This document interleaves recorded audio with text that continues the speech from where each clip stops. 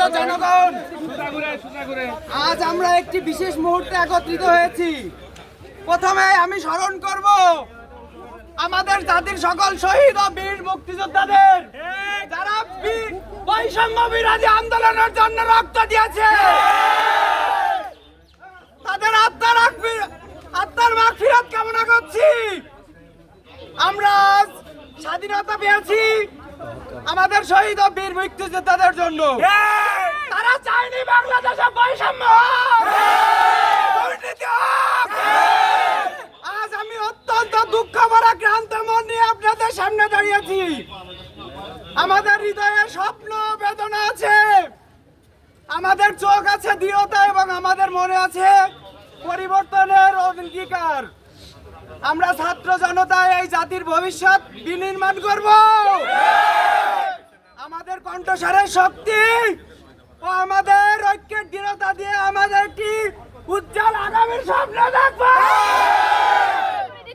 আপনারা 52 সালকে স্মরণ করুন, আপনারা 71 সালকে স্মরণ করুন, আপনারা 62 সালকে স্মরণ করুন, আপনারা 69 কে স্মরণ করুন।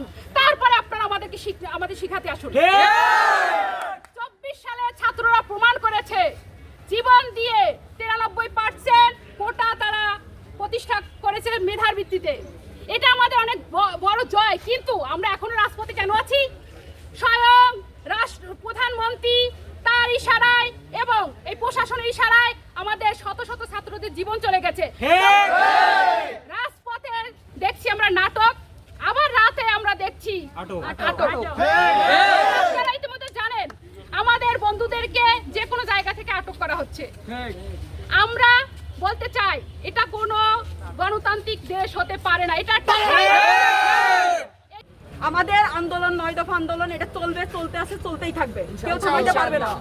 আমাদের আপনার হচ্ছে ঢাকাতে অনেক জায়গাতে এটা শুনতে পাওয়া যাচ্ছে যে স্টুডেন্টরা আজকে রাস্তা আসেনি, তারপরও তাকে উঠাই নিয়ে যাওয়া হয়েছে। উঠাই নিয়ে গিয়েছে, তার মা আপত্তি জানিয়েছে আমার সন্তান আন্দোলনে যায়নি, কিন্তু তার কথা কেউ শোনেনি, তার কথা পুলিশে শোনেনি, তাকে আটক করে নিয়ে চলে গেছে।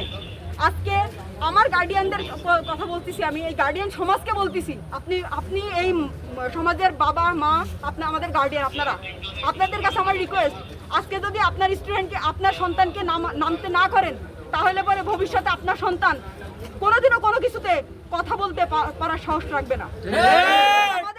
আমাদের 9 দফা যে দাবি আমরা চাচ্ছি, সেই দাবিটা কোনো অন্যায় দাবি না, শুধুমাত্র ছাত্র বৈষম্যদের জন্য দাবি। আপনারা দেখেছেন আমাদের পুলিশ সুপার স্যার নিজেই দাঁড়িয়েছিলেন, আলফা 2 স্যার এসেছেন, আলফা 3 স্যার এসেছেন।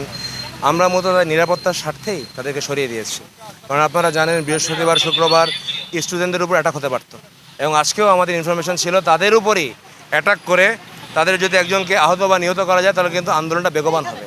দে আর বিং ইউজড, সেটা যেন না হয় সেহেতু শান্তিপূর্ণভাবে তাকে সরিয়ে দেওয়া হয়েছে। নাশকতায় আমরা মূলত রাস্তায় ছিলাম বলে আমাদের সমস্ত সিনিয়র স্যাররা এখানে আছেন, যার ফলে এটা কোনো ঘটনা ঘটেনি।